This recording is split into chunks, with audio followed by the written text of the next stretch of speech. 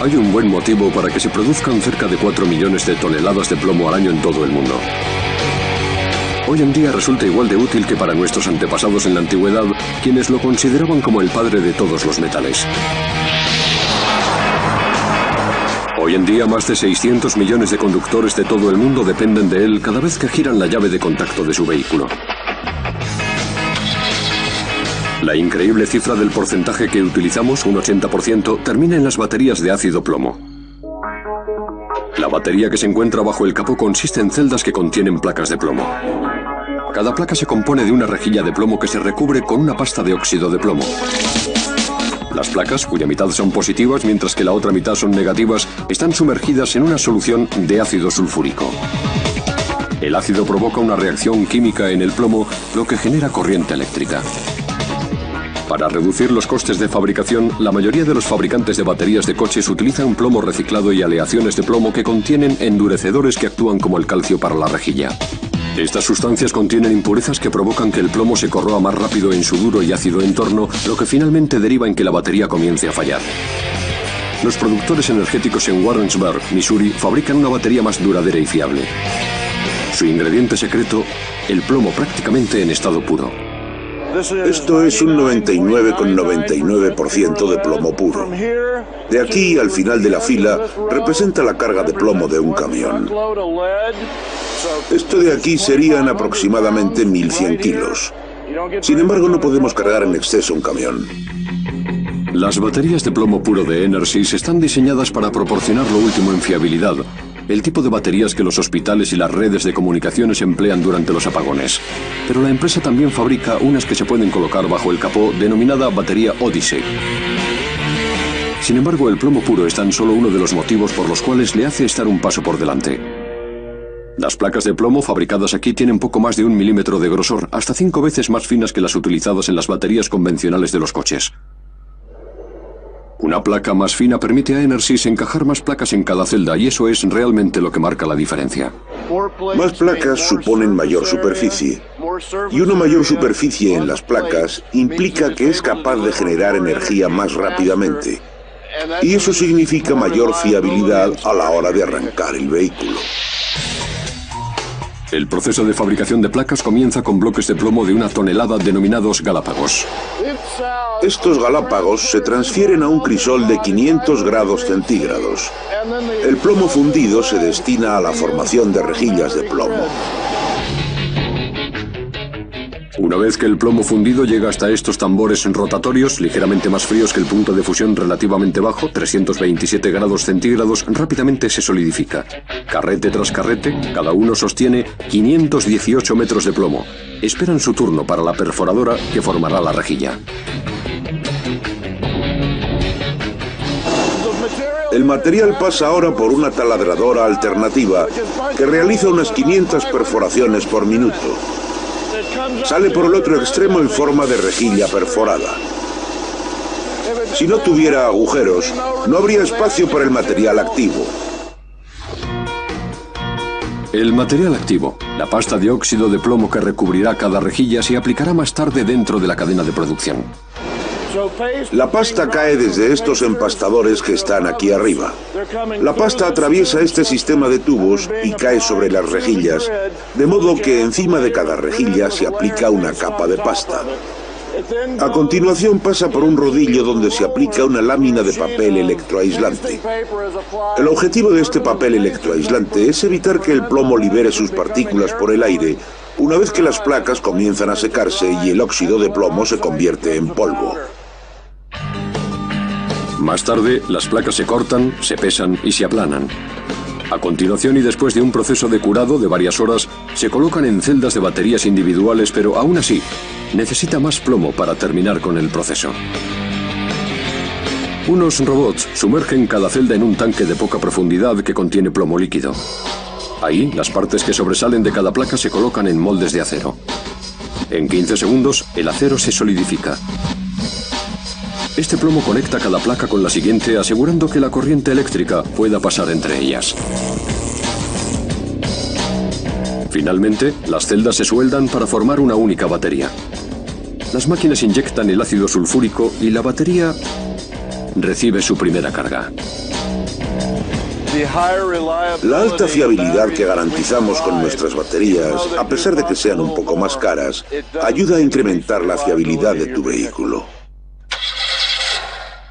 Siglos antes de obtener una carga mediante el plomo, civilizaciones antiguas ya reconocían su valor y versatilidad.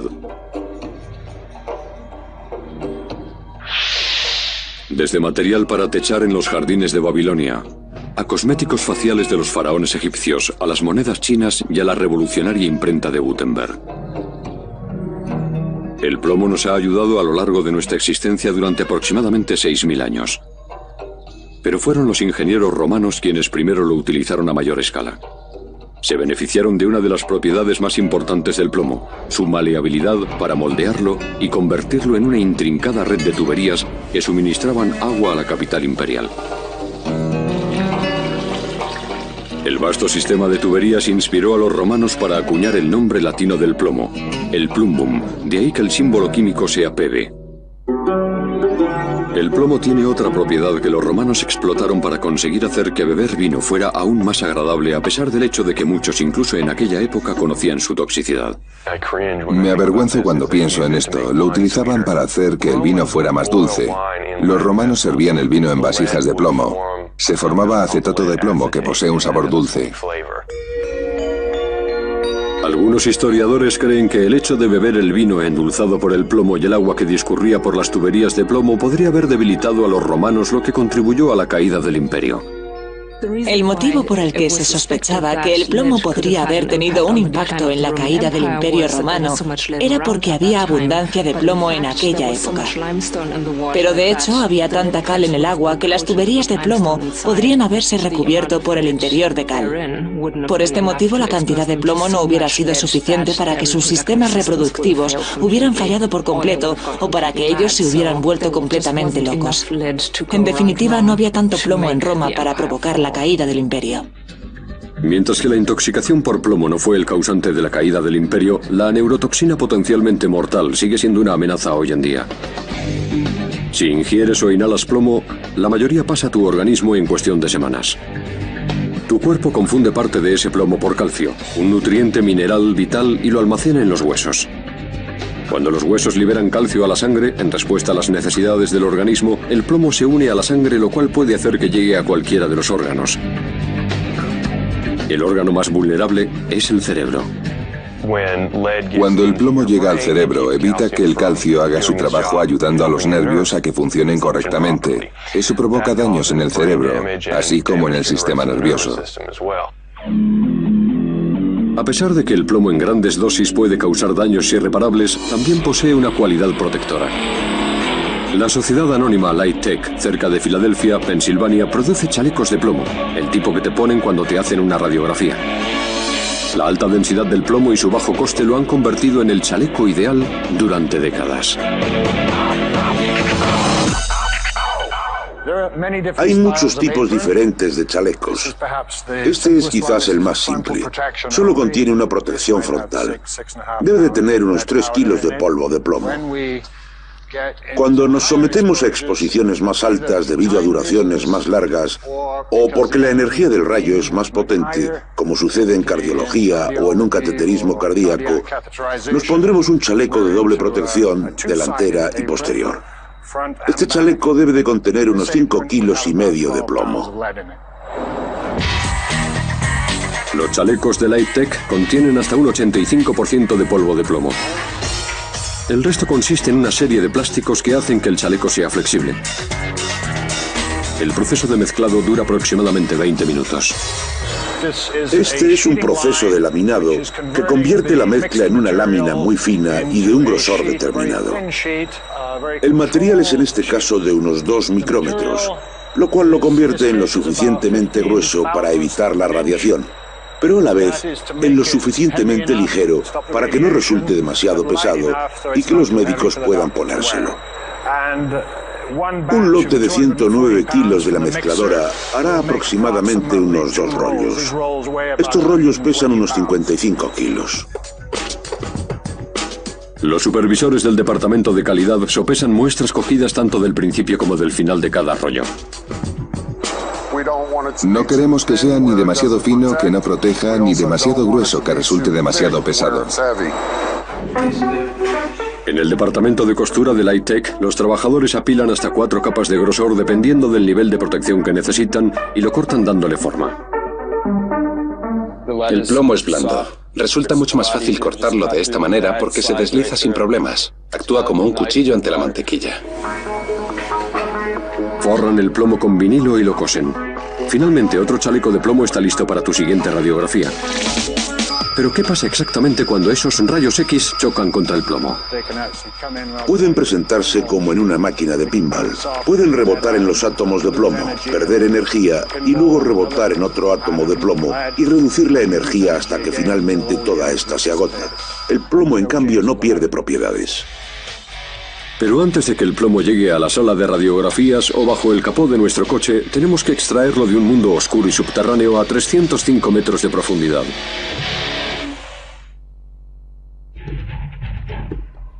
A las afueras de la pequeña ciudad de Vibornon, Missouri, es otro día de trabajo para Clay McNeil. Salvo que la única forma de llegar es mediante el hueco de este ascensor. Cada mañana desciende 305 metros bajo la superficie de la tierra para extraer plomo. La mina de Brucey Creek, operada por la empresa Dow Run, es una de las 6 minas de plomo escondida a muchos metros bajo tierra al sudeste de la región montañosa de Ozark, en Missouri. Durante las últimas 5 décadas, los mineros han excavado este vasto mundo subterráneo para explotar uno de los depósitos de mineral de plomo más grandes del mundo. La empresa Dow Run extrae cerca de 6 millones de toneladas de mineral de plomo al año. La mayoría de la gente cree que extraemos solo plomo, pero lo cierto es que no es así. Extraemos galena. El principal mineral del plomo es la galena, sulfuro de plomo. Está compuesto aproximadamente por un 87% de plomo. El resto es azufre. La formación de este depósito se remonta a más de 500 millones de años, cuando Missouri estaba bajo un océano que contaba con un arrecife tropical poroso. Con el tiempo, las aguas del océano se retiraron, la corteza terrestre emergió y se formaron las montañas sobre el arrecife que había quedado al descubierto. A medida que las aguas cálidas subterráneas discurrían hacia las montañas, fue absorbiendo minerales entre los que se incluía la galena y los fue depositando en los innumerables poros del arrecife. Este es el aspecto que presenta cuando nos lo encontramos en la roca huésped. El proceso de extracción de plomo comienza cuando una barrena realiza unos barrenos de 4 metros de profundidad en la pared de mineral. Un chorro continuo de agua obliga a que la roca ya desprendida salga de los agujeros. Tras 2 horas se han hecho 65 agujeros colocados estratégicamente. La mayoría de los barrenos tienen 5 centímetros de diámetro, pero en el centro de la pared, la barrena realiza agujeros más grandes para dejar sitio para que la roca explosiva se expanda. La roca tiene que romper por algún sitio. Sería como inflar un globo en una taza de café. Realmente la roca no tiene dónde ir. De ahí que hagamos 3 agujeros bastante más grandes en el centro, en el punto muerto. El equipo de Clay carga cada agujero con explosivos que contienen la cápsula detonante con el tiempo de propagación adecuado. Las cápsulas detonantes se numeran según el tiempo de propagación. Aumentan hacia afuera desde el centro y se detonan en una secuencia de fuego rápida. Esto hace que la roca caiga en cascada desde el centro de la pared. Una vez que la zona está libre de mineros y maquinaria, Clay inicia la mecha de seguridad.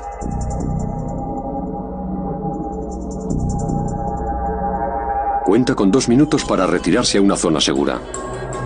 A unos 800 metros el plomo que lleva ahí 300 millones de años está a punto de estallar.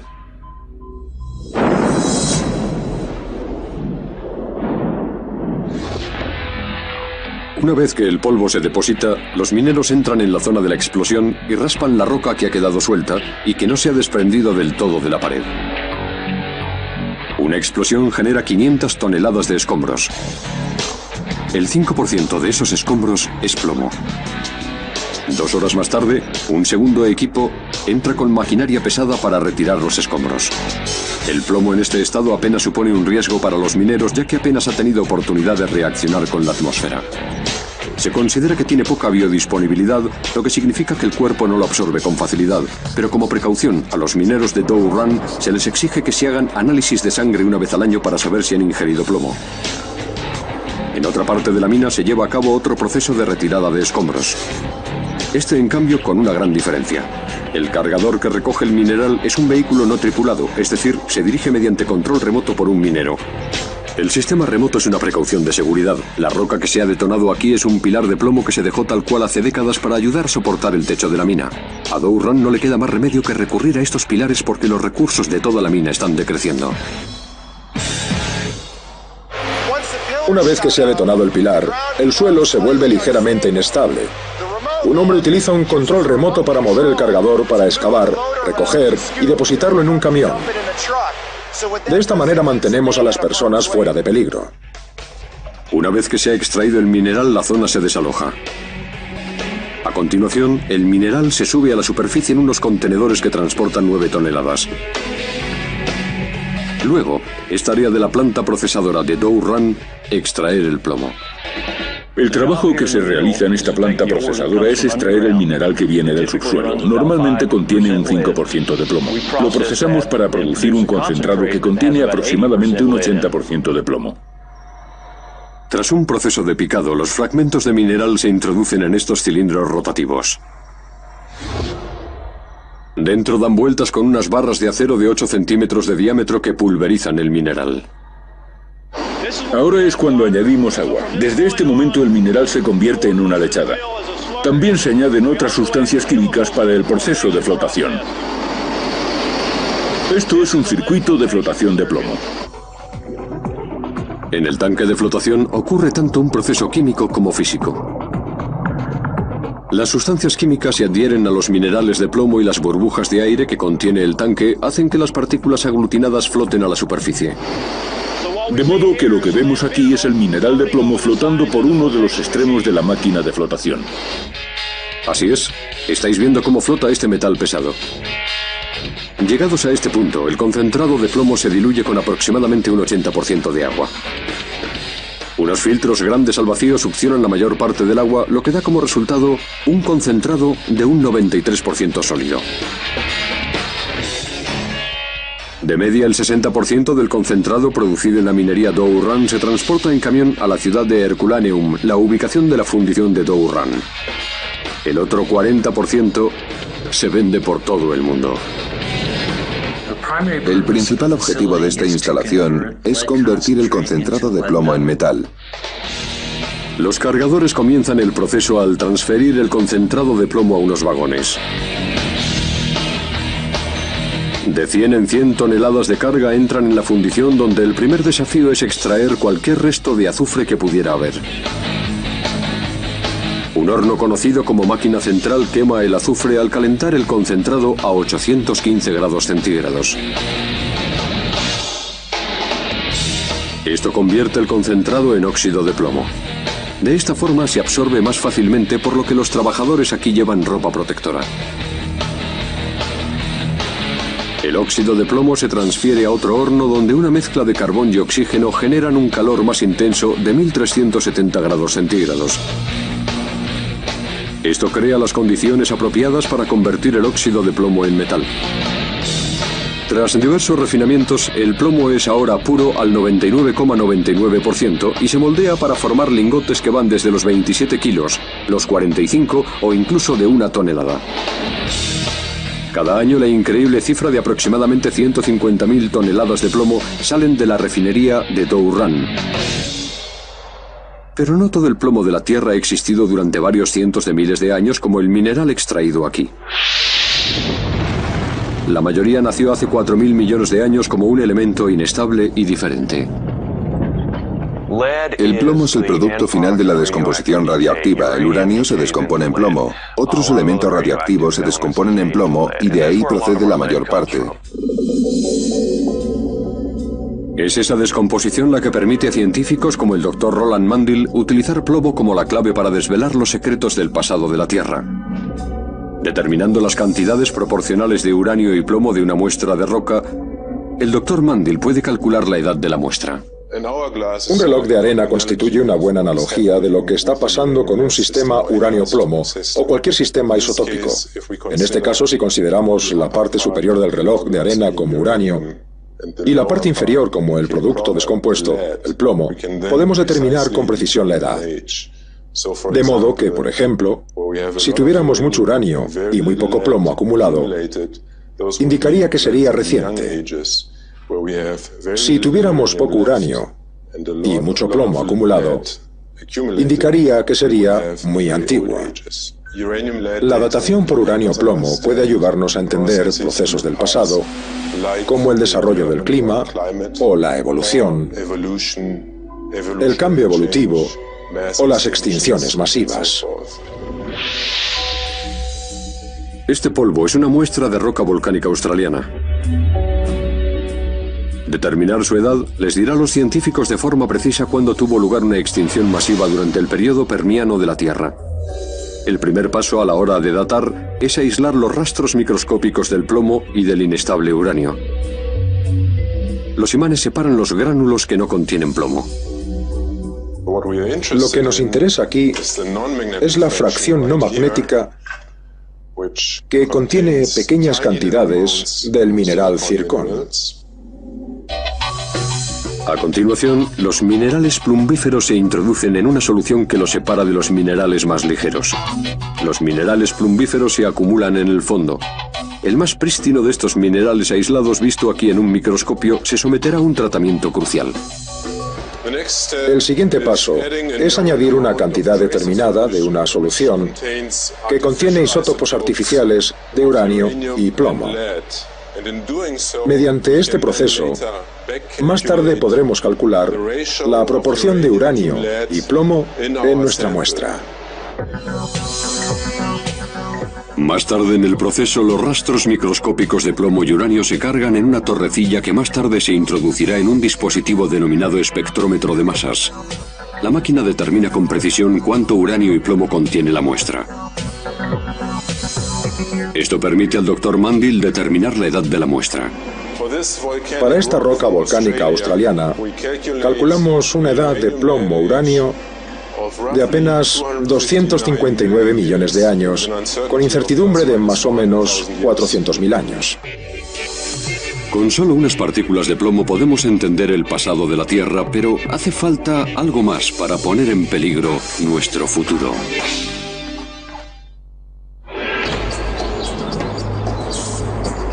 Según el Departamento de Vivienda y Desarrollo Urbano, 1 de cada 4 casas estadounidenses supone un peligro por contener pinturas a base de plomo. Cuando la pintura se deteriora, se desconcha y libera un polvo que contamina todo a su alrededor. Los que más riesgo corren son los niños.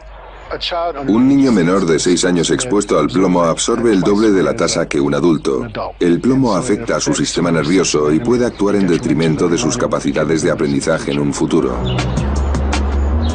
Este equipo de protección contra el plomo de Los Ángeles, California, es uno entre muchos otros en todo el mundo que está tratando el problema. Su labor consiste en quitar el plomo que hasta 1978 se añadía a la pintura para reducir la corrosión. También se empleaba como pigmento para aumentar el brillo. Hoy el objetivo del equipo es el exterior de la casa. El trabajo del interior vendrá luego, pero antes un especialista debe determinar la cantidad de plomo que contiene la pintura. Su analizador XRF portátil de plomo para pintura mide los miligramos de plomo en la pintura por centímetro cuadrado, aunque haya varias capas de pintura sin plomo por encima. En Los Ángeles, una lectura del XRF superior al 0,7 se considera una pintura a base de plomo de riesgo. Aquí tenemos un techo en mal estado. La pintura desconchada y presenta moho. La lectura es de 9,6, lo cual significa que tiene una cantidad considerable de plomo y que debe tratarse. Una de las zonas de mayor preocupación por riesgos provocados por pintura a base de plomo son las zonas de fricción, como los marcos de las ventanas al rozar con las jambas o alféizares. Esa fricción crea un polvo fino sobre el cual los niños pueden poner sus manos y de ahí llevárselas a la boca, por lo que de esta forma estarían ingiriendo plomo. Esta precisamente no está en buen estado y efectivamente contiene una cantidad considerable de plomo. Fuera, el equipo de protección retira la pintura a base de plomo del exterior de la casa mediante agua y raspadores. Pulverizamos agua para evitar las partículas de polvo. No se nos permite hacer ningún tipo de lijado debido a que el polvo que genera podría ser perjudicial, de modo que prácticamente todo ha de hacerse manualmente en una casa de este tipo. Una vez que se ha completado todo el raspado, un aspirador recoge todas las partículas de pintura y el polvo para su debida eliminación. Para contener la pintura a base de plomo restante que no puede rasparse, el equipo pulveriza una capa especial denominada encapsulante. Los encapsulantes son un tipo de revestimiento líquido que se aplican sobre la madera. Cuando ésta se seca, después de 2 o 3 días, crea una superficie estanca sobre la pintura al plomo. Aunque no sea una solución definitiva, sus efectos son duraderos. Con este producto que hemos utilizado solo es necesario aplicar una capa. Quitar la pintura a base de plomo de la casa es un esfuerzo que se sigue llevando a cabo, pero todavía existe una cantidad considerable de plomo en la tierra. No todo proviene de la pintura a base de plomo deteriorada. Desde 1920, la mayoría es arrojada por nuestros vehículos en forma de gases cuando las compañías petrolíferas lo añadían a la gasolina para evitar que el motor se parase. La gasolina en un motor de combustión interna está diseñada para que arda cuando los pistones completan su movimiento hacia la cabeza del cilindro. Pero la gasolina en los primeros motores a menudo ardía prematuramente, provocando un ruido audible, una vibración en forma de golpeteo, lo cual reducía su eficacia. Al añadir un compuesto denominado plomo tetraetilo a la gasolina se solventaba el problema, ya que ayudaba a la mezcla de aire y combustible a que ardiera de forma más homogénea. Pero a su vez liberaba partículas de plomo perjudiciales en forma de gases. El plomo de 50 años se liberaba en la atmósfera mediante los tubos de escape de nuestros coches. De modo que la gasolina con plomo se quedaba en el asfalto. El agua de la lluvia lo disolvía hasta que llegaba al suministro de agua. El plomo no se disuelve, se queda ahí. Desde que en los años 70 se prohibiera el uso de plomo como aditivo para la gasolina, los niveles de plomo en sangre de la población estadounidense se redujeron un 75%. Increíble. Con los años hemos aprendido que no solo fue importante la prohibición del uso o la eliminación del plomo, sino también su reciclaje. Estados Unidos recicla más de 1,2 millones de toneladas de plomo al año en la planta de reciclaje de Dow Run. Cada día 50 camiones de materiales plumbíferos llegan a la planta.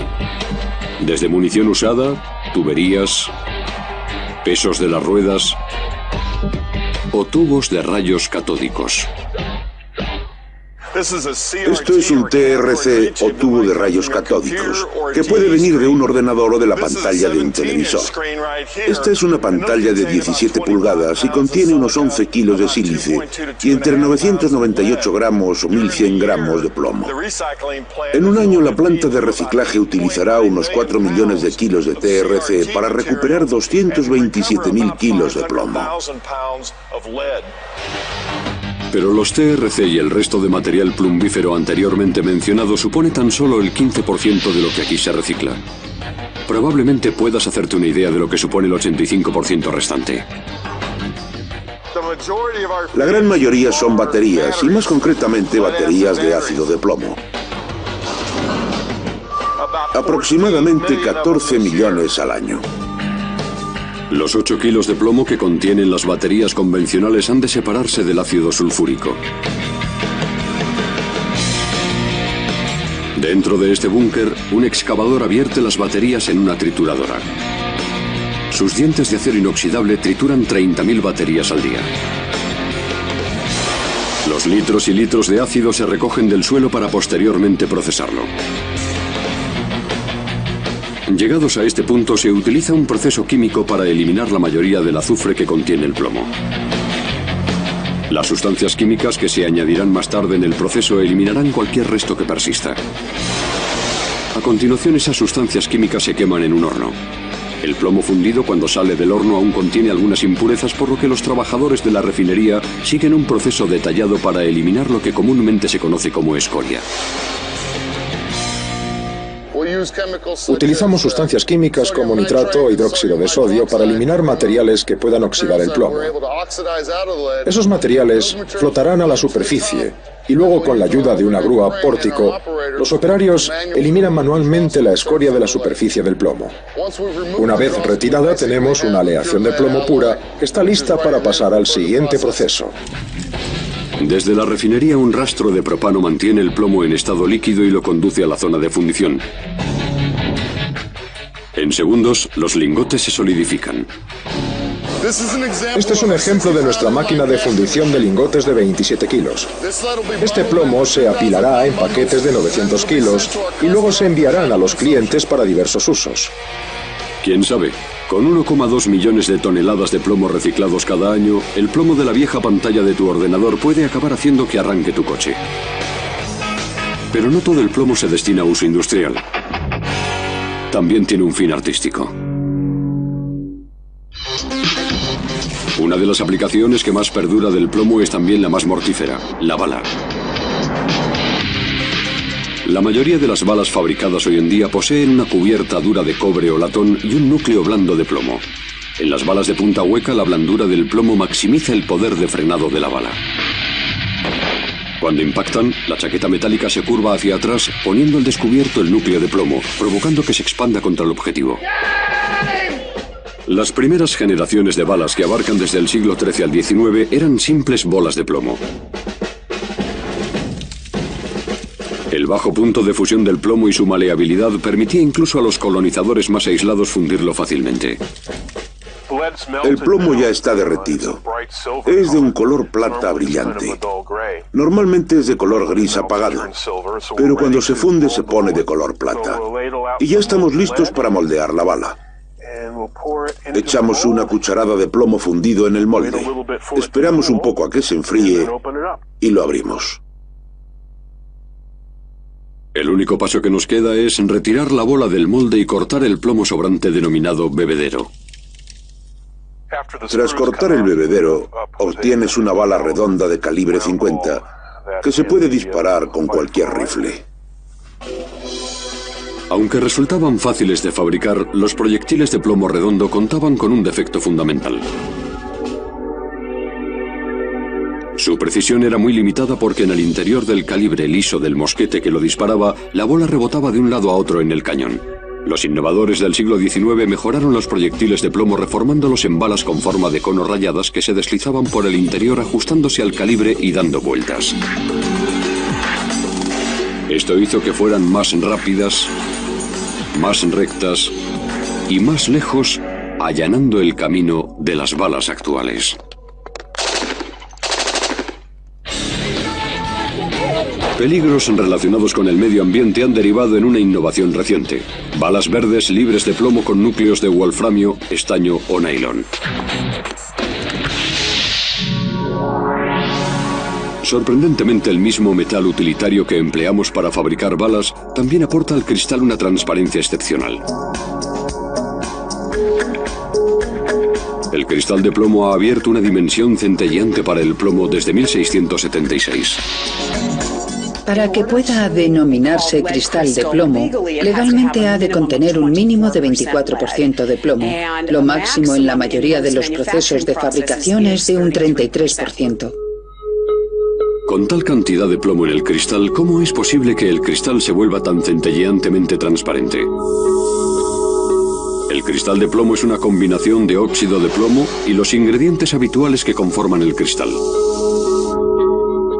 Cuando la mezcla se calienta a 2200 grados, una reacción química debilita las moléculas de plomo negando la mayor parte de su pigmento. Sin embargo, el plomo aún conserva una de sus propiedades más distintivas: la habilidad para refractar la luz mucho más que el cristal convencional. Es decir, que aporta al cristal de plomo un mayor brillo. El plomo también aporta mayor densidad al cristal, aunque, desgraciadamente, eso no se aprecia hasta que no hagas un brindis. Uno de los beneficios de añadir plomo al cristal es que le aporta un sonido muy distinto. Estas son un par de copas muy bonitas, pero de cristal. Están hechas a máquina, es cristal convencional, y cuando golpeo la una contra la otra, genera un sonido agradable, pero algo corto. Estas, en cambio, son copas de cristal de plomo hechas a mano mediante un proceso de soplado. Escucha la diferencia de sonido. Es mucho más largo y profundo. Otra de las propiedades del plomo es su flexibilidad, lo cual resulta idóneo para ser trabajado artesanalmente.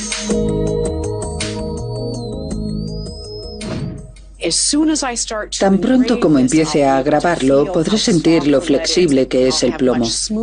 Podré realizar cortes más suaves y profundos que si se tratara de cristal convencional. El cristal es mucho más quebradizo. Podrás oír la diferencia. Dada la fragilidad del cristal, el grabado en cristal ha hecho que se rompa.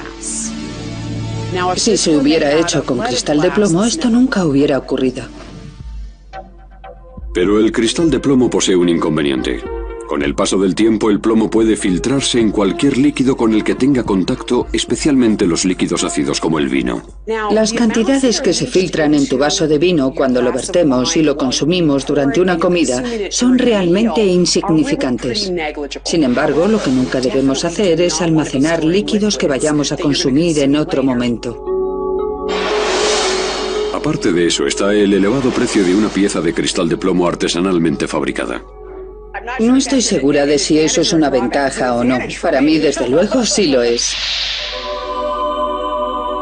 Durante más de 900 años, el plomo ha ejercido un papel fundamental en una forma de arte hermosa y delicada, las vidrieras. Dentro de cada intrincado panel, las diversas piezas de vidrio se sujetan mediante una red de tiras de plomo denominadas emplomado. La maleabilidad del plomo lo convierte en el material idóneo para moldear y su durabilidad ha hecho que los ejemplos más preciados de la historia perduren durante siglos. Los artistas del estudio de vidrieras Alpine en San Diego, California, valoran tanto el plomo como sus antiguos predecesores. No conozco ningún otro material que funcione tan bien para lo que utilizamos aquí. Podemos moldearlo, soldarlo. Sin duda resulta imprescindible en una vidriera. El artista comienza cada proyecto trazando una versión a escala natural del diseño sobre la imagen proyectada en un papel transparente. Entre los artistas vidrieros, estas líneas son cariñosamente llamadas el corazón del plomo. El emplomado viene en tiras de plomo de 182 centímetros. Este emplomado contiene ranuras que es donde irán encajadas las piezas de vidrio. Estas ranuras se presentan en una gran variedad de formas y tamaños. El artista comienza por la esquina y comienza a ensamblar de fuera a adentro. La maleabilidad del plomo permite al artista formar fácilmente las tiras que bordean cada pieza de vidrio. La soldadura asegura la tira en su sitio. Y la masilla refuerza, impermeabiliza y pule el ensamblaje final. Puede que te estés preguntando, ¿estas piezas de plomo pueden suponer un riesgo para la salud? Yo no aconsejaría chuparlo o comértelo, pero en cuanto a tocarlo o tenerlo en tu casa como elemento decorativo, no supone ningún riesgo. El plomo constituye una parte integral en maravillas no solo para la vista, sino también para el oído. ¿Alguien sabe dónde reside el plomo del sonido tan dulce de los órganos?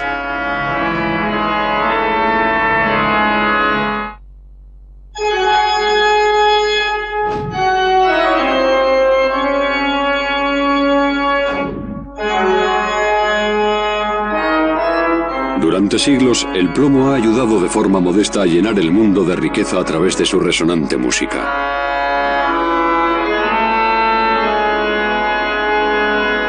El órgano de la Catedral de St. Joseph en Hartford, Connecticut, posee cerca de 7.000 tubos. Sin embargo, los practicantes solo pueden ver los tubos más altos. La mayoría de los tubos más pequeños están ocultos. Sin embargo, todos ellos contienen plomo. Los órganos no pueden fabricarse de otro material que no sea plomo. No se pueden hacer de aluminio o de cerámica. Los tubos de los órganos siempre han tenido ese sonido y calidad únicos, y así seguirá siendo. El plomo contribuye a ese sonido tan único propio de su inherente flexibilidad. Permite que el tubo vibre a medida que el aire lo atraviesa, produciendo tonos más ricos y profundos. En el enorme órgano de la Catedral de Saint Joseph, los tubos más largos normalmente están hechos de zinc o estaño, ya que tanto en el caso del zinc como del estaño son metales más fuertes y ligeros que el plomo. Los tubos de plomo de este tamaño no podrían soportar su propio peso. Incluso los tubos de plomo más pequeños necesitan cierta resistencia, por lo que contienen entre un 50 y un 70% de estaño, una mezcla denominada metal moteado que no afecta las cualidades tonales del plomo. El órgano de la Catedral de Saint Joseph se construyó en la fábrica de órganos Austin en 1960 en Hartford. Sus artesanos llevan usando plomo para hacer este tipo de música tan agradable desde 1893. En el horno de la fábrica, los lingotes de plomo y estaño se funden a 750 grados en cuestión de minutos. Para eliminar las impurezas, tan solo hay que añadir un poco de cera, que hace que prenda. Este proceso se llama destello. La cera interactúa con el metal y hace que todas las impurezas suban a la superficie. Tras retirar las impurezas, los trabajadores dejan que el metal fundido se enfríe hasta alcanzar unos 450 grados. A continuación lo vierten rápidamente en una mesa de piedra cubierta de lino. La lámina se solidifica en cuestión de segundos. Cuando ésta se enfría, el plomo se separa del estaño. De ahí precisamente el nombre de metal moteado. Tras un periodo de 2 meses, las láminas pierden elasticidad. Los trabajadores emplean un cepillo para ajustar el grosor. Cuanto más grueso sea el tubo, más grave será el tono. Cuanto más largo sea el tubo, el metal deberá ser más grueso para soportar su peso. Los trabajadores completan el proceso cortando las láminas en función de la altura, enrollándolas, dándoles forma y uniendo la juntura mediante soldaduras. A continuación es responsabilidad de Dan Kingman dar a cada tubo su distintivo sonido. Esto se hace creando una apertura denominada boca. El metal, hasta cierto punto, tiene que vibrar con el tono que se genera con el aire que atraviesa el tubo.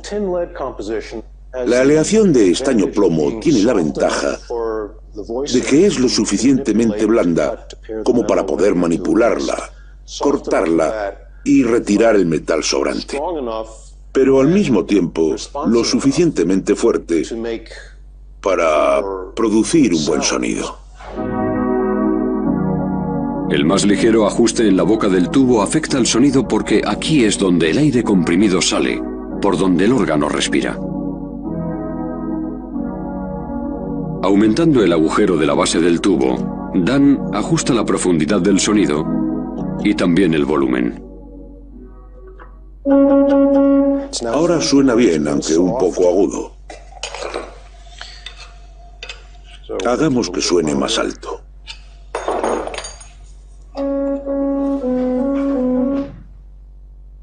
Un conjunto permanente de tubos en la parte trasera de esta máquina proporciona a Dan los tonos de referencia. Este tubo está desafinado. Dan finaliza su trabajo ajustando la altura del tubo y colocando lo que comúnmente se denomina collar de afinación. Activo el tubo colocando este delante y escucho el sonido para ver si está desafinado.